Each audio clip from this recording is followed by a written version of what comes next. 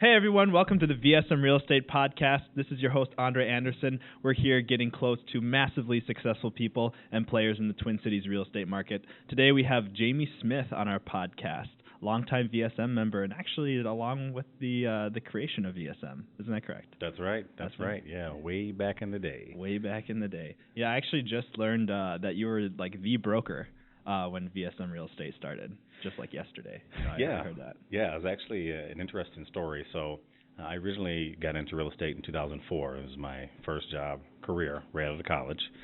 And fast forward, I had a friend of mine that worked with Ryan and Gorin at a previous job. And this friend said, hey, you've got to meet these guys. They're entrepreneurs. They're real estate minded. They're great guys. Let me introduce you.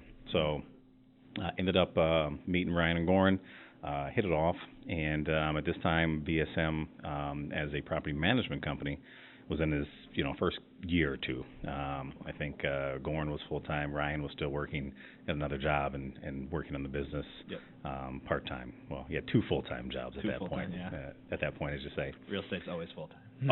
Always. You can turn it down, but never off, right? Yeah. So during this time, they said, hey, we get a number of brokerage deals that come our way just by default. We don't handle them. At this point, I don't believe Gorin was, neither Ryan or Gorin had sold a house at this point. They were property managers, and Ryan had some other real estate interest at that time.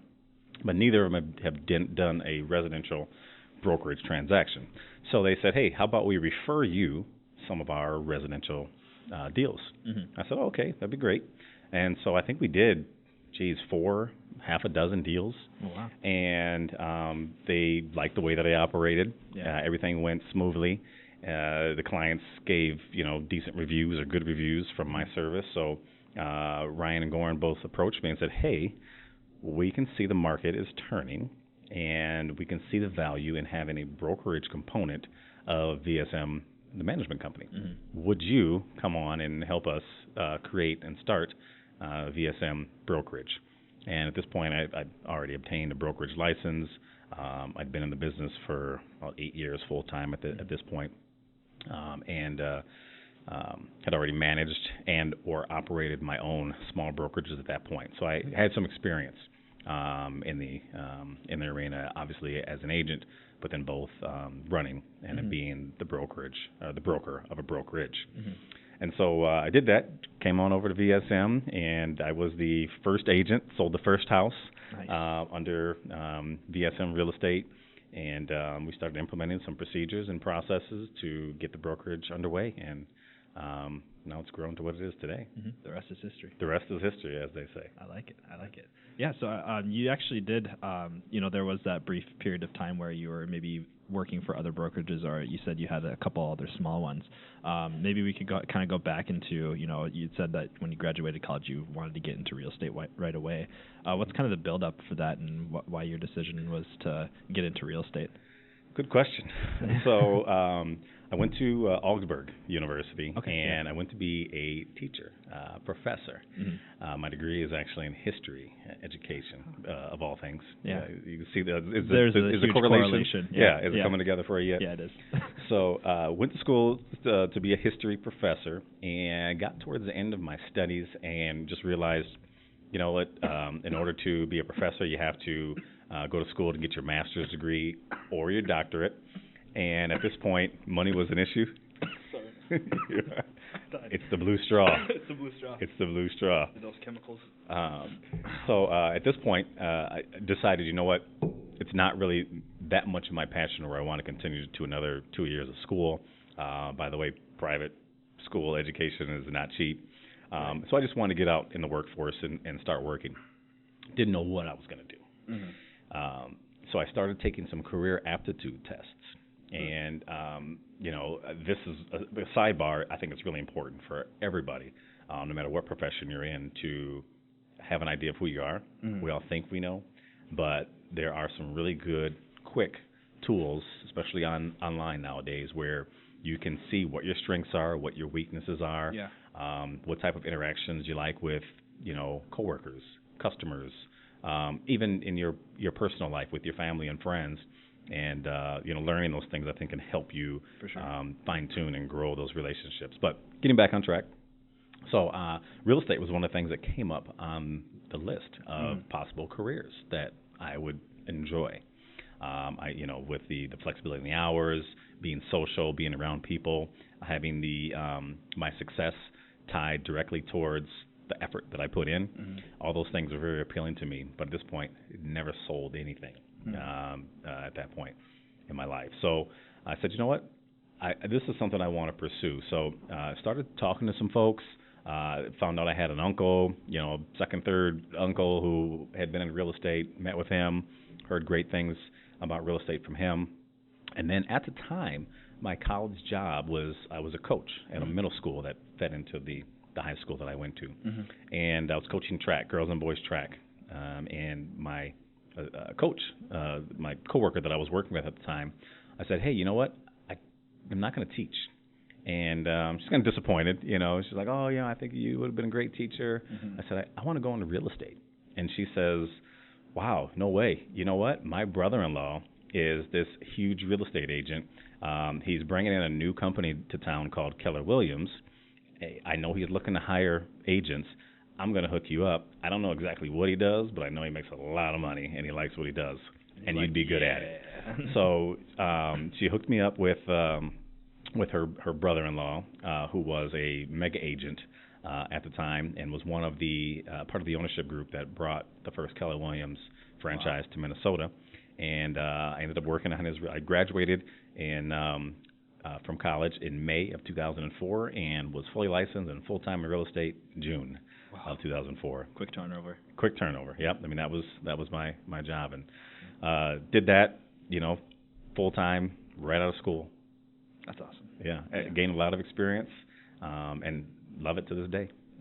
Yeah, that's actually quite similar to myself. I got a degree completely in something. Well, it was business related, but it was more not like history. Not history, unfortunately. Yeah, the history of business.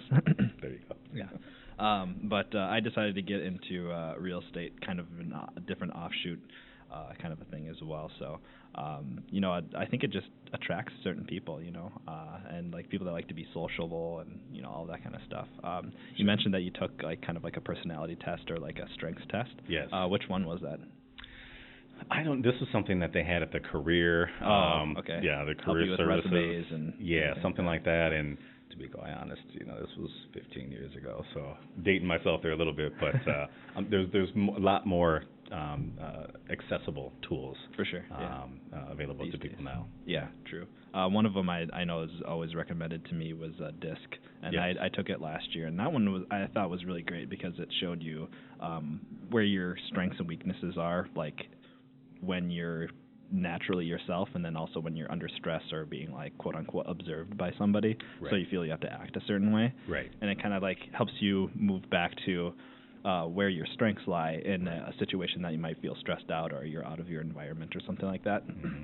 And I think taking a lot of look at like self-development and looking on social media for people that are super successful on social media, like Gary Vee, Tony Robbins would be, I guess, a good example of just, self-development and success. A lot of times they're huge proponents of knowing yourself to create the life that you want and to gain like self-mastery and everything like that. So that's especially in the world of real estate or being an entrepreneur, being self-employed, any of that, you massively need to know who you are in order to navigate the world as it is. It's a jungle out there, so. Absolutely, no, yeah. And I wholeheartedly agree. And the more that I internalize that method and try to live by that, the easier things have become. And I say that, specifically to real estate agents, we're in the people business. And so it's twofold. The better you understand yourself, the better you can accentuate your strengths and, help to bring up your opportunities, whether that's hiring it out or, making a conscious effort to improve them or partner with somebody. But then on the flip side, we're in the customer service business. Our clients come first and foremost. So understanding maybe what your clients are seeking. So being able to pick out, personality traits, maybe things that they like, that they don't like, and being able to communicate with them and advise them, not in the manner that we think is appropriate, but in the manner that they prefer. Right. Will get you huge dividends in the long run. It takes a little bit of time up front, but just a very basic understanding, you can start implementing some huge things and get some major wins from your clients. Very true. Yeah. And then personally, y'all ready? Because we're gonna talk about love, but in your personal life as well. There's the 5 love languages.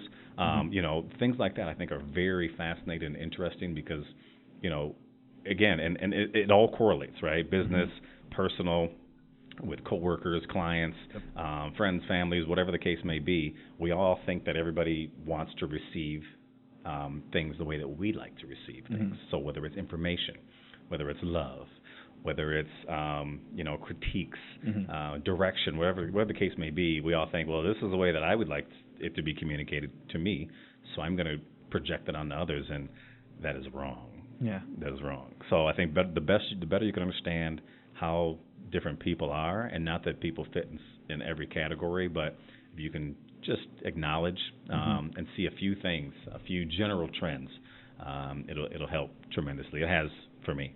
Yeah. I've heard the 5 love languages been recommended to me. I haven't picked it up yet, but I'm guessing I gotta. You gotta. Yeah, you can download it on your phone. I think it takes you like 10 minutes, 15 minutes, easy, and it'll be eye-opening, especially if you've already taken some of those personality quizzes. Right, for sure. Very eye-opening, and you'll look back at past relationships, and you'll say, oh yeah, that's why it wasn't clicking. That was the gap. Yeah, no doubt. And this maybe kind of shows the efficacy or like the general thought pattern that traditional schooling might not always prepare you for the world. But what's the golden rule? You can treat yourself or treat others how you would want to be treated, right? Right, exactly. But that's wrong in some cases. You know what I mean? And like there's nuance, right? There's nuance with it, but so maybe because people really internalize that's just generally how they go about it, but they need to learn a little bit more about love. All you need is love. All you need is love. But yeah, we're kind of talking about more self-development stuff here. Over the course of your career, it sounds like you've invested in yourself, your ability to sell or to sell homes, to come up with maybe systems and really kind of lead people and everything like that. Do you feel like that's still viable today? For a lot of people that are either kind of coming on the come up for their careers, or whether they're starting businesses, or how do you think that has changed in any sort of way from when you're getting into real estate in 2004 and what the current market is right now, even though it's hot? Sure. Yeah, no, it is. I do think it's changed. I think that the way it's changed is that the information is more readily available. I think that what hasn't changed is how important it is for us as professionals to seek personal development. I think that it's very easy for real estate agents, people with our personality types, right, to want to just jump into things and ad lib. And we'll just figure it out, right? We're good on our feet. Usually, we're decent communicators. We can handle stress, multitasking, which is a myth, right? Right, for sure. Yeah. We think that we're master multitaskers. No, we are masters in general. But the more that you can take advantage of educational opportunities, the more that you can learn about your industry, personality traits, as we just discussed, the sales process, how to approach people, how to provide value with people, how to help people make decisions, not to sell them, but help them realize and make their own decisions, because quite frankly, decision making is not most people's strong point. And so that's really our job, is to do those types of things. But I think this information is available. The information in our business, with the advent and the proliferation of Zillow and those other type of third-party sites, right? People have a lot more information than they did even just when I started 15 years ago. So in order for us to stay relevant as real estate agents, real estate professionals, is to be the expert. And that's not just in the market, not just in the particular property, but in the whole process, in the sales process, in the people process. I think that's what keeps us relevant, and that's what is going to keep us in the business going forward, because make no mistake about it, our industry is under attack. Yeah, AI, huge websites, all that good stuff. Exactly. Yeah. And if you look at one of the key metrics that I've saw the last couple of years is that the millennial generation is becoming a huge, I think they're the largest segment of buyers, and that's only going to continue. And they're a huge generation. I think I saw they're even bigger than the baby boomers. They're a huge they're a huge population of people, and they consume information a lot differently than the previous generations. For sure. So the feeling could be they don't need us. They don't need real estate agents. They can do it on their own.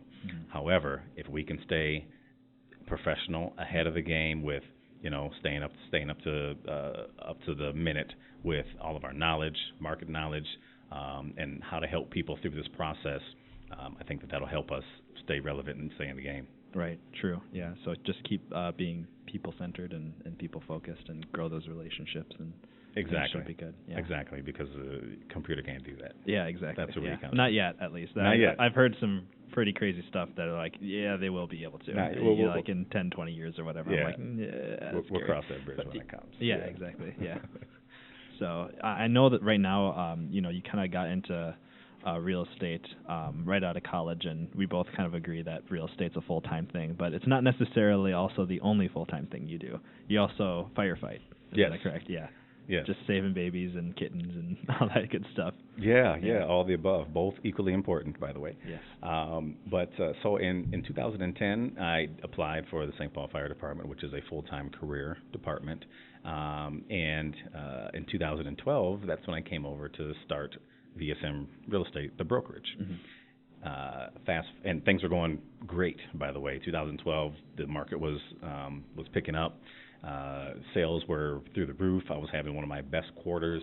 My first 2 quarters of 2012 were very strong in sales. We were getting systems and processes and training manuals put together at VSM, and we were recruiting agents, and things were going great. And then the fire department called and said, "Hey, you remember that application and that testing you did for us 2 years ago? Well, we want to hire a job, or we want to offer you a job." Yeah. And so it was a very tough decision for me to make at that time. Obviously, real estate was and still is my passion, my first and only career that I'd had up until that point. But the fire department filled a lot of other needs for me personally. The ability to serve others was something that was a big calling for me. And so it was a tough decision, but I made a decision to step down as the broker at VSM to pursue a career in firefighting. So I think you asked about balance and how I balanced the two. I didn't. You didn't? I didn't. At first, I didn't. It was very difficult. I had no experience with being a firefighter or an EMT. So I took the first couple of years to really learn how to do my job, how to be good at it, how to be a good firefighter, how to be provide good emergency services, medical services. And real estate kind of took a back burner. But after a couple of years and I got my feet under me, I felt a little bit more comfortable being a firefighter and being good at my job. Then I started to figure out, okay, how do I balance the two? Because I love both. I'm not part-time at one or the other. I'm full-time on both. Okay, that's one of the things that the fire department offers is we work 24-hour shifts. So as a result, got about 20 days off a month that I'm free to work in my real estate business. So what it really comes down to is planning. Yeah, I really have to be much more mindful in how I plan my days, how I plan my activities, seeing that, for 10 days out of the month, I am going to be at the fire station and my focus is going to be on something else, serving the citizens of St. Paul. But I think it's worked out pretty well. And honestly, I've got to give my team here at VSM a big shout out, because there are times, especially in this hot market, where properties sell in a day, where I am at the fire station and my clients need to see a house, or they need some type of service that day. And I would say 9 times out of 10, I'm able to lean on my partners at VSM, whether it's a showing, appointment, or whatever the case may be, to make sure that client gets the service that they deserve. So it's worked out great. I've got good reviews from clients, and hope it continues with the support at VSM. Yeah, no doubt. Yeah. Well, I mean, all the hard work you put on the front end to, get VSM rolling, along with Ryan and Goran back in the day, it's probably paid off to, hey, everyone respects each other. They're out there working for each other, in times of need. So, yeah. Yeah, and I think that just speaks to the culture as well here at the brokerage. It's a very inclusive culture. Everybody's willing to help. People that, maybe I wasn't that close with have stepped up and said, hey, I can help you out here, I can help you out there, and that's a good feeling, and it's not always the case in every work environment. So I'm very fortunate to have that here. Yeah, no doubt. You did work for a couple other brokerages, kind of in the in-between, first starting and then VSM. What do you think sets apart VSM? If, of course, we can try to plug VSM, but, maybe something like observational between different brokerages that, you've been a part of. Sure. Well, I think the main thing that drew me and has continued to keep me at VSM is the tight-knit culture. I would say culture is the main thing that brought me here. I've been to some other brokerages, maybe bigger brokerages with bigger names, international companies with multiple offices, big franchises, but they can seem kind of stale, or you can seem alone. They're like, okay, there's 100 of us in this office, but no one knows each other. No one knows each other. You ask for help, and you may or you may not get it. Whereas with here, it does seem like we're all friends, right? We all work together, we all help each other out, and we're willing to share ideas and really collaborate. The other thing is the energy. And not to say that other brokerages don't have that energy, but that's one of the things that I do like about VSM is everybody is upbeat. Nobody's walking around here like they're forced to be here, right? Everybody acts like they want to be here, which is which should go without saying, but unfortunately it does not. Everybody's for the most part in a good mood. I'm sure I have my days, but everybody's friendly. And I think that goes a long way, because those types of things, they're contagious. Very true. Yeah, if you walk into an office and the energy level is down, you're instantly down too. Yeah. Especially if you've had a bad deal. Especially if you have had a bad deal. And personally, I just came from working a 24-hour shift last night, and I probably got 3 hours of sleep last night. But I walk in here and everybody is it's almost like going through a parade, right? You walk down the hall through the offices. Hey, Jamie. Exactly. Everybody's shouting you out, and you're pointing fingers and slapping high fives, and it does help to bring your energy level up, get you in a good mood, so I can come in here and do what I need to do to service my clients. That's awesome. And I know, kind of going forward, you're also kind of spearheading, along with Joe M., the recruitment program that we're trying to focus on, and that's actually kind of something that kind of lit a fire under you recently, I think, and got you a little bit more involved here at the office. I've been seeing you a lot more often, probably in the past 6 months or so. Yes. I would say, maybe a year. Yes. So, can you talk a little bit about that? Maybe give a shout out to anyone that's interested in joining VSM. Sure, no, absolutely. So, coincidentally, 6 months ago was when our new brokerage president came on board, Joe, and we had some meetings and talked about how I can, be of assistance and help the brokerage and support him in any way that I can. And recruiting was one of the ways that we agreed that I can help contribute to the growth and the success of the brokerage. And it's something I do in the fire department. I've been in that role before. I enjoy reaching out to people, and I really do feel like there's a good value here at VSM. So it's an easy job. Yeah. It's an easy job for me. I talk to people about something that I like, and it works out. So Joe and I have worked on some plans. We've started, and we've got a long list of things to do. But we definitely are starting internally with just shoring up some of our value propositions, our processes, and so forth, to make sure that when we do bring people on, we've got a clear path and plan to help them achieve whatever level of success that they want. Nice. That's awesome. Well, if anyone wanted to get in touch with you, how could they do so? Well, you can look up in the sky and flash the bat symbol, and I will appear. No, you can find me. My information is on the website, the VSM Real Estate website, or you can email me at Jamie, Jamie. That's the correct way to spell Jamie, by the way. So it's Jamie at VSMRealestate.com. Shoot me an email, and we can chat. A couple of things for those of you who may be considering switching brokerages or finding a new brokerage to take your business to the next level.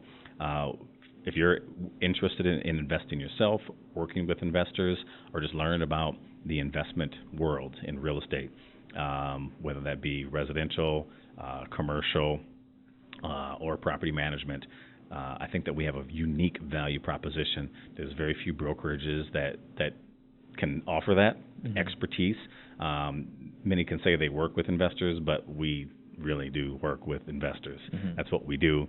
That's our bread and butter. A lot of our agents, including our owner and CEO of the company, is an investor himself. So we don't just talk the talk, we walk it.